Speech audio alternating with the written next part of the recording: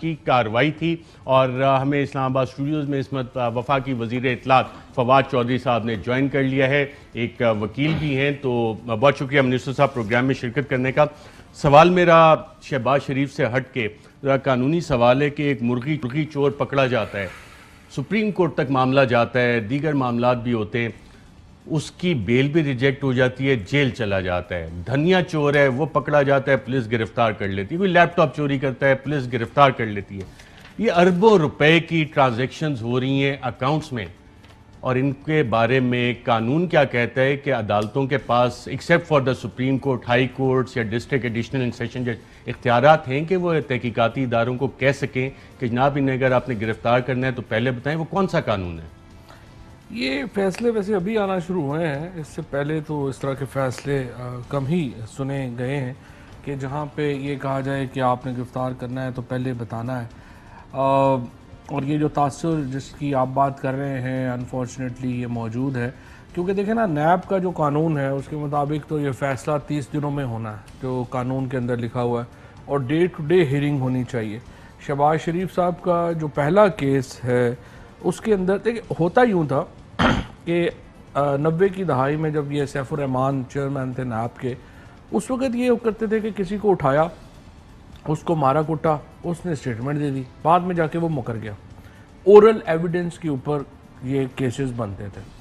अब ये जो केस है फॉर एग्जांपल जो आपने जिस तरह से कोट किया है, और या जो शहबाज शरीफ साहब के ख़िलाफ़ जो केस चल रहा है नैब में, इनमें से कोई केस भी ओरल एविडेंस के ऊपर तो है ही नहीं है।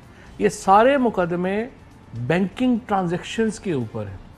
इन्होंने इनके अकाउंट्स हैं, इन अकाउंट्स में इन लोगों की तरफ से टीटियाँ लग के आई। वो लोग कौन हैं जिनकी तरफ से टीटियाँ लग के आई? किसी का पापड़ बेचने का काम है, एक मंजूर है, वो बेचारा पिंडादन खान का है हमारे हल्के का। एक बंदा है वो वहाँ पे कुल्फियाँ लगाता है, एक बंदा जो है वो उनके पास चपड़ासी है, एक बंदा।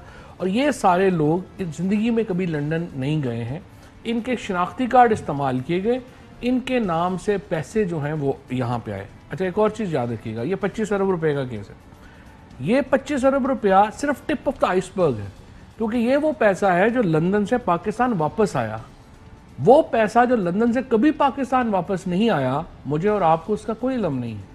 एंड हेंचेस, और हमारा खदशा ये है कि वो पैसा इस पैसे से बहुत ज़्यादा है, क्योंकि लंदन में, पेरिस में, उधर अपना बाकी मुल्कों में इनकी बहुत जायदादें हैं।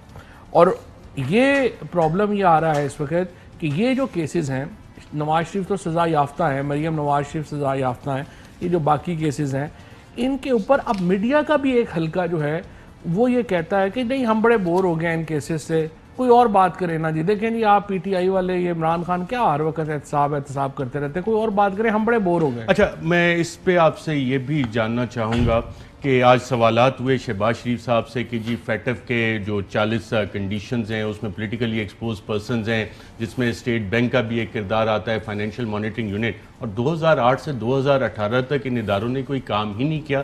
तो आज पाकिस्तान अगर ग्रे लिस्ट में है, तो चाहे वो अमनी ग्रुप की फेक अकाउंट GIT हो जिसमें के अकाउंट्स में काफ़ी सारा पैसा इधर से उधर हो रहा था और आजकल प्री बार्गेन्स चल रही हैं, या ये वाले केसेस हों, इस वजह से पाकिस्तान आज फैटफ की ग्रे लिस्ट में, ये भी एक वजह है। नहीं 100% देखो ना, इन्होंने क्या किया, इन्होंने मनी लॉन्ड्रिंग इस्तेमाल की, दोनों ने, जरदारी साहब ने और इन्होंने, अपने पैसे जो हैं वो ठिकाने लगाने के लिए। अब जब हुक्मरान खुद मनी लॉन्ड्र, आपको याद होगा स्टेट बैंक का जो डिप्टी गवर्नर था सईद, वो इसमें को एक्यूज है केस में इसाक डार के साथ। अगर स्टेट बैंक का डिप्टी गवर्नर को एक्यूज है, वो सारी मनी लॉन्ड्रिंग करवा रहा है, तो मुझे बताए ना कि पाकिस्तान ने फैटफ के ग्रे लिस्ट में आना ही आना था, और क्या होना था। इसी तरीके से SCCP का जो चेयरमैन था वो जो है वो एक्यूज था। हमारा जो फेलियर है, मैं समझता हूँ जो हमारी गलती है, मैं ये बात जो है वो PM साहब से भी और बाकी से भी कहता हूँ, जो पनामा के कैरेक्टर्स थे सारे, उन सब के ऊपर जो जिस तरह का एक्सपोजर आना चाहिए था, और जो हमें उनके एक बिल्कुल उनके ऊपर जो मुकदमात हैं वो मुकम्मल होने चाहिए थे, वो मुकम्मल नहीं हुए। उसकी वजह क्या है? तकनीकी इंसाफ, जिसका कि हुदैबिया पेपर मिल केस में भी गालिबन जिक्र आया और सुप्रीम कोर्ट ऑफ पाकिस्तान ने जिक्र किया कि पाकिस्तान में तकनीकी इंसाफ होता है। नैब कवानीन बड़े वाज़ेह हैं कि assets beyond known sources of income, लेकिन इन सारे केसेस में आपको लगता है कि तकनीकी इंसाफ का इनको फ़ायदा मिल रहा है, और उसकी वजह क्या है? देखिए टेक्निकल जस्टिस की तो यहाँ पे इसलिए ज़रूरत नहीं है ना कि देखिए इसमें एक और जो आपने बात कही है ना कि एसेट्स आपने बताने हैं कि नॉन सोर्सेज से आपके ज़्यादा है, यहाँ तो उससे भी बात आगे है। यहाँ पर तो अकाउंट्स हैं, उनमें पैसे गए हैं, टीटी से पैसे वहाँ पे लग के आए हैं, किसी का कोई ओरल एविडेंस नहीं है, डॉक्यूमेंट सामने हैं, पैसे आपके आप पास आए हैं। अब सवाल यह है कि फ़ैसला क्यों नहीं हो रहा? फ़ैसला इसलिए नहीं हो रहा कि केसेस में जब आप ज़मानत हो जाती है, जब वो बाहर आ जाते हैं, उसके बाद वो केस चलने ही नहीं देते। आपको याद होगा कि जो जरदारी साहब का केस था उसमें तकरीबन 1600 पेशियां पड़ी थी, वो केसेस नहीं आगे जाने। बड़े वकील आते हैं, वो कहते हैं सुप्रीम कोर्ट। तो एनआरओ भी हो गया था ना, एक वजह ये भी थी, बाद में एनआरओ 295K का फायदा भी दिया गया उसमें। ये स्ट्रैटेजी होती है ना, आप इतना लंबा कर देते हैं कि आप देखें ना, जो उनके अब हमारे डॉक्यूमेंट्स भी गायब हो गए थे, मेन गवाह वो गायब हो गया था। जो डॉक्यूमेंट्स थे उनको उन्होंने लिख के दे दिया कि ओरिजिनल मौजूद नहीं है। बाद में ब्रॉडशीट इंक्वायरी ने कहा कि नहीं सारे मौजूद और नैब के पास दफ्तर में पड़े हुए हैं। तो उस पर नया ब्रॉडशीट का आपने जिक्र किया, उसने ये भी रिकमेंडेशन दी थी कि अगर हुकूमत ये खोलना चाहे तो ये केसेस खोल सकती है, और उसमें बहुत से ऐसे केसेस हैं जिसमें $1.2 अरब का जिक्र है, $725 मिलियन का जिक्र है, और वो दस्तावेजात ब्रॉडशीट कमीशन रिपोर्ट के मुताबिक नैब के पास मौजूद है। तो आपकी हुकूमत या नैब उस पर कोई काम कर रही है? हमने काबीना ने तो फैसला कर दिया उसको खोलने का, उसके ऊपर FIA तहकीकात भी कर रही है, लेकिन मसला देखिए डॉक्यूमेंट्स तो नैब की कस्टडी में, वो वहां पे उनको दीमक चाट जाएगी। नहीं, अब तो उन्होंने रिट्रीव कर दिया, लेकिन देखिए अगर कोई और मुल्क होता तो क्या होता?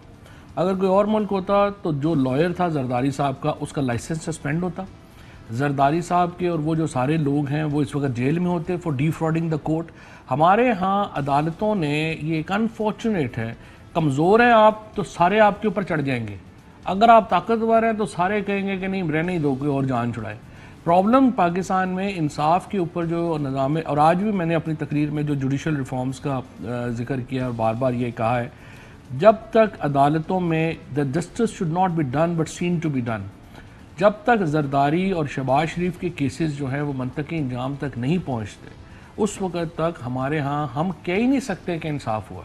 हमने हुकूमत ली है लेकिन निज़ाम तो नहीं बदल सका। अगर हम माजी की, और जो रिटायर्ड जज साहिबान हैं उन्होंने खुद किताबें भी लिखी, इंटरव्यूज़ में भी बताया, जस्टिस का यूं वाला वाक़या भी हमारे सामने।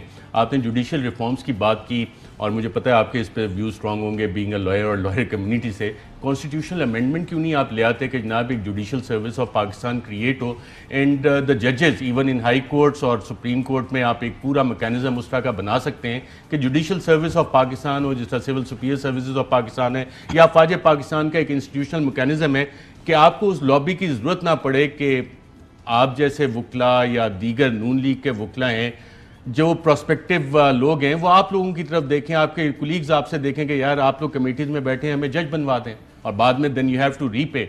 ये एक प्रपोजल कहीं है अंडर कंसिडरेशन? वज़ीर आज़म साहब ने तो सच्ची बात यह है कि पहले दिन से बहुत एम्फेसिस किया इसके ऊपर, और उन्होंने लॉ मिनिस्ट्री की बहुत कोशिश कहा है कि आप ये ज़रूर अमेंडमेंट्स लेके आएँ जिसमें हम इनसे इसमें प्रॉब्लम ये है, जो आप कॉन्स्टिट्यूशनल अमेंडमेंट की बात करें, हमें अपोजिशन की मदद की ज़रूरत है। कॉन्स्टिट्यूशन हमारे पास नंबर नहीं है, और अपोजिशन क्यों चेंज करेगी निज़ाम? ये सारा निज़ाम जो इस वक्त है, अगर किसी को फेवर कर रहा है तो वो शरीफ फैमिली को फेवर कर रहा है, जरदारी फैमिली को फेवर कर रहा है। वो क्यों ऐसी लेके आए अमेंडमेंट्स जिसमें वो सीधा सीधा जो है वो 14 साल तो कम से कम जेल में चले जाए?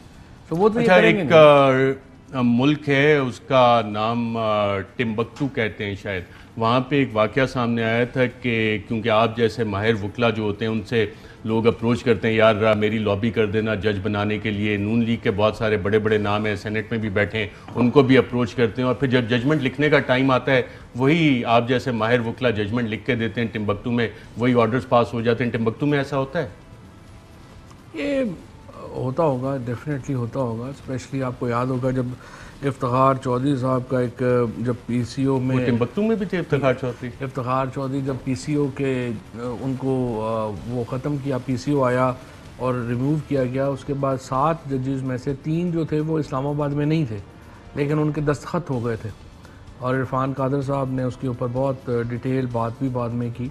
तो इस तरह के वाक़यात हैं अनफॉर्चुनेटली। एक टिम्बकटू में एक और वाक़या हुआ था, वहाँ पे एक मियाँ टीटी शरीफ थे, और उन्होंने एक अपने वकील को कहा कि ये तुम्हारे कहने पे मैंने ये जजेस वगैरह के सारा प्रमोशन वगैरह और फिर इनकी अपॉइंटमेंट का किया था, अब ये क्या हो रहा है? तो उन वकील साहब ने कहा मैं जजमेंट लिख के भेजता हूँ और शाम तक हो जाएगा, और फैसला उसी तरह आया, उसी दिन वो सारे मामला भी निपट गया। ये आपको केस पता है टिम्बकटू का? ये रिपोर्ट नहीं हुआ, मेरा ख्याल PLD में नहीं मिलेगा।